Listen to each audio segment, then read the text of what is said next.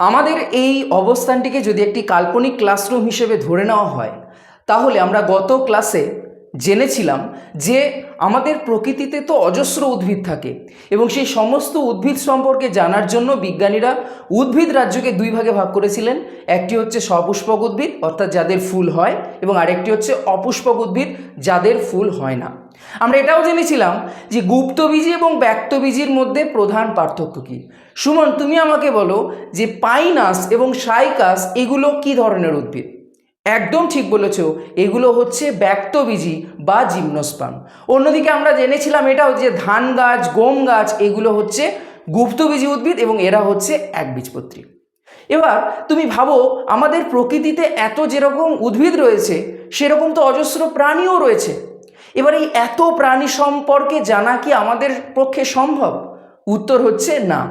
একসাথে সমস্ত প্রাণীর বৈশিষ্ট্য জানা আমাদের সম্ভব নয়। সেই জন্য উদ্ভিদ রাজ্যের মতো প্রাণী রাজ্যকেও বিজ্ঞানীরা বিভিন্ন পর্বে, উপপর্বে ভাগ করেছেন। আজকে আমরা বিভিন্ন যে প্রাণীদের যে প্রাণী রাজ্য, সেই প্রাণী রাজ্য সম্পর্কে জানব। অর্থাৎ আজকের ক্লাসে তুমি জানতে পারবে যে একটা কেঁচো এবং একটা কৃমির মধ্যে পার্থক্য কোথায়। তোমরা কি কেউ বলতে পারবে একটা কেঁচো এবং কৃমির মধ্যে পার্থক্য কোথায়? না, কেঁচো এবং কৃমি কিন্তু এক জিনিস নয়। অর্থাৎ আজকে আমরা তোমাদের সাথে আলোচনা করব যে বিভিন্ন যে প্রাণী রয়েছে সেই বিভিন্ন প্রাণীগুলো কোন পর্বের অন্তর্গত এবং একে অপরের সাথে কোথায় তাদের পার্থক্য রয়েছে। এখন এই প্রাণী রাজ্যকে, অর্থাৎ সমস্ত প্রাণীকে ভাগ করার জন্য যে বিষয়বস্তুর উপর ভাগ করা হয় সেটি হচ্ছে নোটোকর্ডের উপস্থিতি।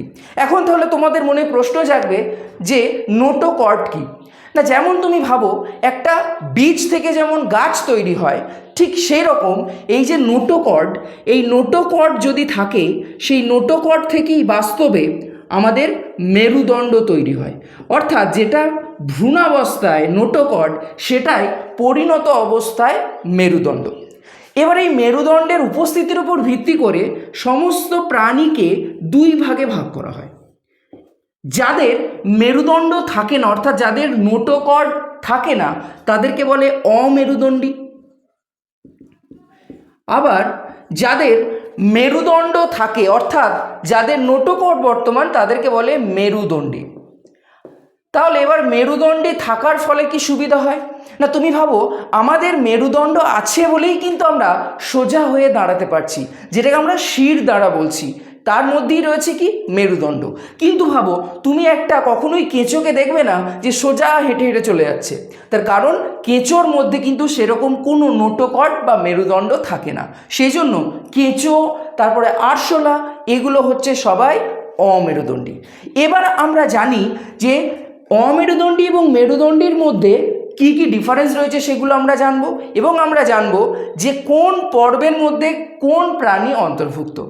এই যে অমেরুদণ্ডী প্রাণী, তুমি ভাবো কেঁচো এবং কৃমি একই রকম দেখতে হলেও কিন্তু তাদের মধ্যে গঠনগত পার্থক্য রয়েছে। তুমি এটাও দেখেছো যে তোমরা শামুক দেখেছো এবং তোমরা দেখেছো অক্টোপাসের ছবি। তুমি ভাবো এদের কারোরই কিন্তু মেরুদণ্ড থাকে না এবং এদের মধ্যে কিন্তু বৈশিষ্ট্যের পার্থক্য রয়েছে। অর্থাৎ আমি যদি বলে দিই যে শামুক, তারপরে হচ্ছে আরশোলা, তারপরে হচ্ছে তোমার এই যে অক্টোপাস, এগুলো সবাই অমেরুদণ্ডী, আমাদের মধ্যে কিন্তু বোঝা গেল না যে এদের মধ্যে পার্থক্যটা কোথায়। তো এদের মধ্যে পার্থক্য নির্ধারণের জন্য এই অমেরুদণ্ডীকে মোট 9টি পর্বে ভাগ করা হয়েছে। যেমন 1 নম্বর যে পর্ব, সেটাকে বলা হয় পরিফেরা। এবং এই পর্বে পরিফেরাদের ক্ষেত্রে, পরিফেরা যে পর্ব, এই পর্বের ক্ষেত্রে আমরা দেখতে পাবো যে সেই প্রাণীর গায়ে অজস্র ছোট ছোট ছিদ্র রয়েছে এবং একদম উপরে একটা বড় ছিদ্র রয়েছে।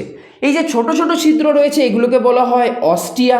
অন্যদিকে যে বড় ছিদ্রটা রয়েছে তাদেরকে বলে অস্কিউলাম। তাহলে এবার তুমি আমাকে বলো এরকম ছবি, অর্থাৎ এইরকম তুমি প্রাণী কোথায় দেখতে পাবে? তুমি একদম ঠিক বলেছো, তোমরা স্পঞ্জের যদি ছবি দেখো দেখবে এরকম দেখতে হয়। অর্থাৎ পরিফেরা পর্বের অন্তর্গত একটি প্রাণী হচ্ছে স্পঞ্জ। একই রকমভাবে আমরা আরেকটি পর্বের নাম জেনে নিই। সেই পর্বটি হচ্ছে নিটারিয়া। এবং এই নিডারিয়া পর্বের যে বৈশিষ্ট্য, প্রধান যেটা বৈশিষ্ট্য আমরা দেখতে পাবো, এদের শরীরের মধ্যে কিন্তু একটা গ্যাস্ট্রোভাস্কুলার ক্যাভিটি বা সিলেন্টেরন বর্তমান, এবং এদের মুখছিদ্রের চারপাশে এরকম বেশ কিছু কোর্সিকা রয়েছে, এবং এটা হচ্ছে একটা হাইড্রার ছবি। অর্থাৎ তুমি বুঝতে পারছো নিডারিয়া এবং পরিফেরা কিন্তু একই রকম দেখতে নয়, কিন্তু এদের কারোরই মেরুদণ্ড বা নোটোকর্ড নেই। 3 নাম্বার যে পর্ব রয়েছে সেটা হচ্ছে টিনোফোরা, এবং এই যে আমরা 3টে পর্ব পেলাম, পরিফেরা, নিডারিয়া, টিনোফোরা, এদের যে দেহত্বক সেটা প্রত্যেকের ক্ষেত্রেই, অর্থাৎ টিনোফোরা, নিডারিয়া, পরিফেরা প্রত্যেকের ক্ষেত্রেই আমরা দেখব দ্বিস্তরীয়, অর্থাৎ দুটো করে স্তর রয়েছে। আমরা যদি যে কোনো প্রাণী দেহকে যদি সেকশন করি আমরা কিছু লেয়ার পাবো। যেহেতু এদের দ্বিস্তরীয় সেই জন্য এদেরকে বলা হয় ডিপ্লোব্লাস্টিক প্রাণী। তো এই টিনোফোরার ক্ষেত্রে আমরা যেটা দেখতে পাবো সেটা হচ্ছে কোমপ্লেট আমরা দেখতে পাবো। আমরা যখন বিস্তারিত এক একটা পর্ব সম্পর্কে পড়বো তখন তাদের আইডেন্টিফাইং ক্যারেক্টার পড়বো। আজকে আমরা যেটা আলোচনা করব সেটা হচ্ছে মেরুদণ্ডী এবং অমেরুদণ্ডী, অর্থাৎ প্রাণী রাজ্যকে কতগুলো পর্বে ভাগ করা যায়, কতগুলো উপপর্বে ভাগ করা যায়, সেগুলো আমরা দেখে নিই। 3 নাম্বার যে পর্ব, এবং এই টিনোফোরার উদাহরণ যদি আমরা বলি তাহলে হচ্ছে বেরো, হার্মিফোরা এগুলো। এছাড়া 4 নাম্বার যে পর্ব সেটি হচ্ছে প্ল্যাটিহেলমিনথিস, এবং এই যে প্ল্যাটিহেলমিনথিস, এই পর্বেই আমরা প্রথম দেখতে পাবো যে ত্রিস্তরীয়, মানে তৃতীয় যে স্তর ত্রিস্তরীয়, অর্থাৎ তৃতীয় স্তর যেটা, অর্থাৎ একটোডাম, এন্ডোডাম এবং মেসোডাম, এই 3টে স্তর আমরা দেখতে পাবো। অর্থাৎ প্রথম ট্রিপ্লোপ্লাস্টিক পাবো প্ল্যাটিহেলমিনথিসের ক্ষেত্রে, এবং এই প্ল্যাটিহেলমিনথিসের যে উদাহরণ সেটা হচ্ছে ফিতাকৃমি, এবং এদের যে প্রধান যে আমরা রেচনাঙ্গ পাবো প্ল্যাটিহেলমিনথিসের ক্ষেত্রে সেটা হচ্ছে শিখাকোষ।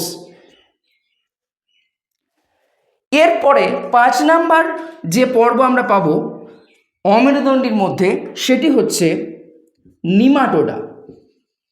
নিমাটোডা বা এরই আরেকটা নাম হচ্ছে অ্যাস্কেলমিনথিস।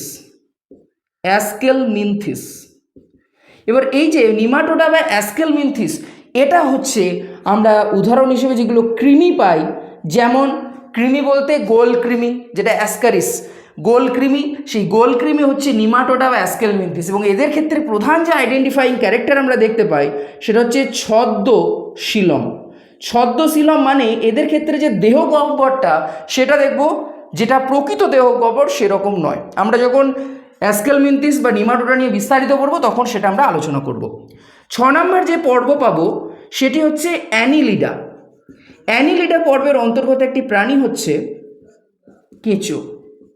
তাহলে দেখো আমি বলেছিলাম যে কৃমি এবং কেঁচো এরা কিন্তু একই জিনিস নয়। দেখো কেঁচো হচ্ছে অ্যানিলিডা পর্বের অন্তর্গত, কেঁচোর ক্ষেত্রে আমরা দেখতে পাবো আংটির মতো কিছু দেহখণ্ডক রয়েছে, কিন্তু কৃমির ক্ষেত্রে আমরা সেটা দেখতে পাবো না।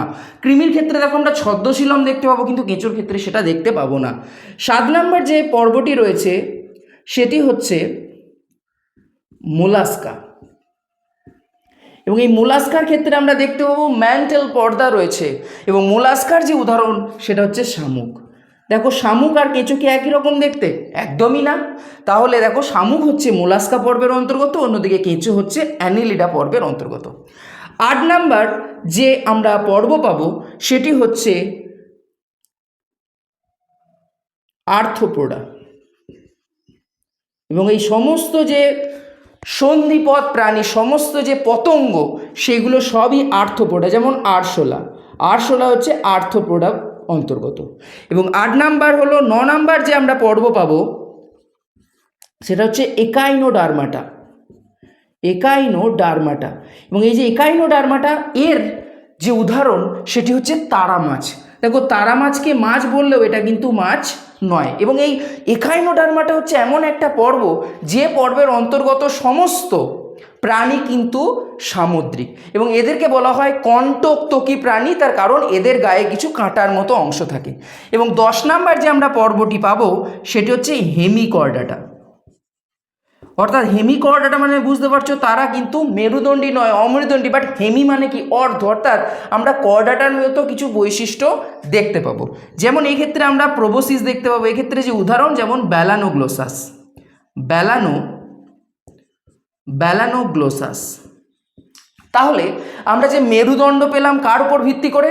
ভেরি গুড, নোটোকর্ড বা মেরুদণ্ডের উপস্থিতির উপর ভিত্তি করে আমরা প্রাণীকে দুই ভাগে ভাগ করছি, একটা হচ্ছে অমেরুদণ্ডী আর একটা হচ্ছে মেরুদণ্ডী। অমেরুদণ্ডী মানে যাদের মেরুদণ্ড বা নোটোকর্ড নেই, আর মেরুদণ্ডী মানে হচ্ছে যাদের মেরুদণ্ড বা নোটোকর্ড রয়েছে। চলো এবার আমরা দেখে নিই যে মেরুদণ্ডকে কত ভাগে ভাগ করা যায়। দেখো, নোটোকর্ড বা মেরুদণ্ডের উপস্থিতির উপর ভিত্তি করে আমি তাহলে এই দিকটা মুছে দিচ্ছি।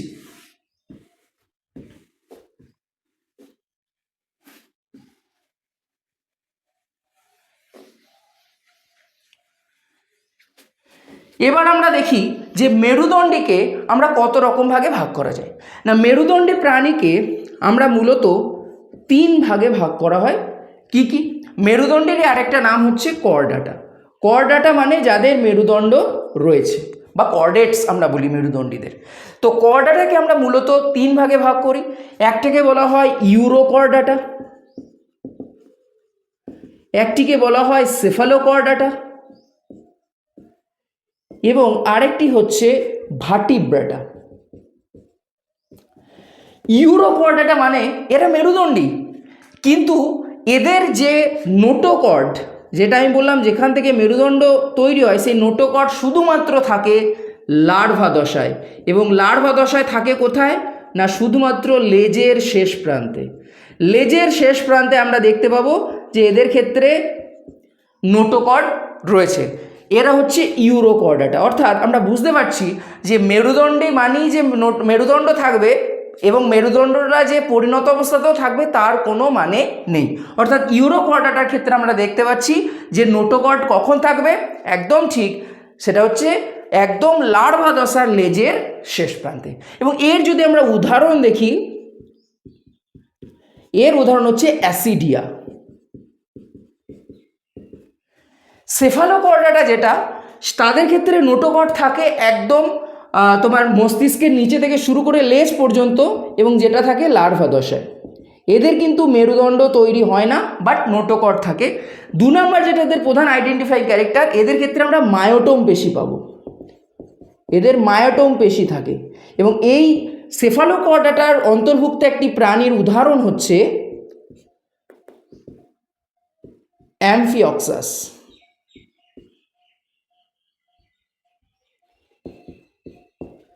বা বা যেটাকে বলা হয় অ্যামফিঅক্সাস বা ব্রঙ্কিওস্টোমা। ঠিক আছে, নেক্সট যেটা, সেটা হচ্ছে ভার্টিব্রাটা। ভার্টিব্রাটা মানে এদের ক্ষেত্রে আমরা দেখতে পাবো যে নোটোকর্ড যেটা ভ্রূণাবস্থায় রয়েছে সেটি পরিণত অবস্থায় মেরুদণ্ডে পরিণত হয়েছে। অর্থাৎ এদের ক্ষেত্রে আমরা দেখব যে পরিণত অবস্থায় কিন্তু নোটোকর্ডটা মেরুদণ্ডে পরিণত হয়েছে।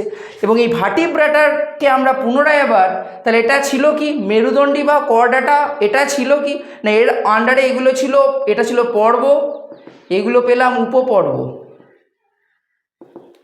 এবার এই যে ভার্টিব্রাটার আন্ডারে এদেরকে আবার 2 ভাগে ভাগ করা যায় চোয়ালের উপস্থিতির উপর ভিত্তি করে। অর্থাৎ যদি চোয়াল থাকে তাহলে আমরা তাকে কি বলবো, আর যদি চোয়াল না থাকে তাহলে আমরা তাকে কি বলবো? মেরুদণ্ডী প্রাণীদের বা মেরুদণ্ডীদের যারা ভার্টিব্রাটা, তাদের যদি চোয়াল না থাকে তাদেরকে বলা হয় একনাথা। আর যদি তাদের চোয়াল থাকে তাদেরকে বলে ন্যাথোস্টোমাটা। তাহলে দেখো আমরা কি দেখতে পাচ্ছি?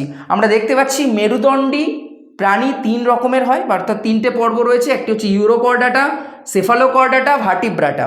এবং এই যে ভার্টিব্রাটা, সেই ভার্টিব্রাটার ক্ষেত্রেই একমাত্র আমরা মেরুদণ্ডটা পরিণত অবস্থায় পাবো।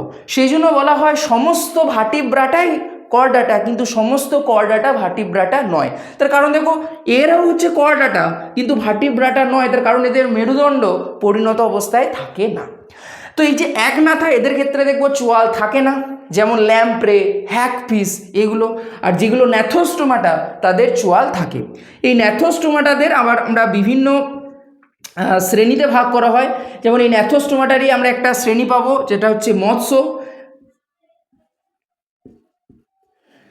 যার আন্ডারে সমস্ত মাছ অন্তর্ভুক্ত। এই ন্যাথোস্টোমাটারই আর একটি ভাগ হচ্ছে উভচর, অর্থাৎ যাদের শৈশব জলে কিন্তু পরিণত অবস্থায় স্থলে থাকে, যেমন ব্যাঙ। এদেরই একটা ভাগ হচ্ছে অ্যাভিস, অ্যাভিস বা পক্ষী, অর্থাৎ আমরা সমস্ত যে পাখি দেখতে পাই সেগুলো। এদেরই একটি ভাগ হচ্ছে সরীসৃপ বা রেপটাইলস, আমরা যে সাপ, আমরা যে কুমির, এগুলো সব হচ্ছে সরীসৃপের অন্তর্ভুক্ত। এবং এদেরই একটি ভাগ হচ্ছে ম্যামেলিয়া। ম্যামেলিয়া মানে সমস্ত যারা স্তন্যপায়ী প্রাণী, সেই স্তন্যপায়ী প্রাণীর অন্তর্ভুক্ত। তাহলে এখন যদি আমি তোমাকে প্রশ্ন করি, কেঁচো কোন পর্বের প্রাণী? একদম ঠিক বলেছ, কেঁচো হচ্ছে অ্যানিলিডা পর্বের প্রাণী। আমি তো যে তোমাকে বলা হয় যে মানুষ কোন শ্রেণীর অন্তর্গত, একদম ঠিক তুমি বলেছ, সেটি হচ্ছে ম্যামেলিয়া। আমরা ন্যাথোস্টোমাটা নাকি একনাথা? অবশ্যই আমরা হচ্ছি ন্যাথোস্টোমাটা। তাহলে চোয়াল না থাকলে সেইটা কোন শ্রেণীর ক্ষেত্রে, অধিশ্রেণীর ক্ষেত্রে পাবো না? চোয়াল না থাকলে সেটি হচ্ছে একনাথা। যার উদাহরণ কি হবে?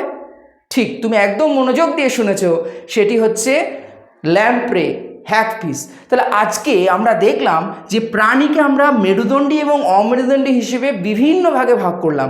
অমেরুদণ্ডীর ক্ষেত্রে আমরা 10টি পর্ব পেলাম, এবং এই যে ভার্টিব্রাটা সেটা আবার দুটো ভাগ দেখলাম, একটা একনাথা এবং ন্যাথোস্টোমাটা। ন্যাথোস্টোমাটা মানে যাদের চোয়াল রয়েছে, এবং একনাথা মানে যাদের চোয়াল নেই। এবং এই মৎস্য আবার দু রকমের হয়, দেখবে কিছু মাছের ক্ষেত্রে আমরা অস্থি পাবো, তাদেরকে বলা হয় অস্টিকথিস, যেমন অস্থিযুক্ত মাছ, যেমন তুমি ভাবো রুই, কাতলা, মাগুর, এগুলো সবই হচ্ছে অস্টিকথিস। অন্যদিকে কিছু মাছ আছে যাদের অস্থি নেই, পরিবর্তে তোমার তরুণাস্থি আছে, তাদেরকে বলা হয় কন্ড্রিকথিস, যেমন হচ্ছে হাঙর। এবং এই অস্টিকথিস, কন্ড্রিকথিস, এদের যে প্রধান বৈশিষ্ট্য সেগুলো আমরা পরের ক্লাসে যখন এক একটা পর্ব অনুযায়ী আমরা বৈশিষ্ট্য পড়ব তখন আমরা বিস্তারিত জানব।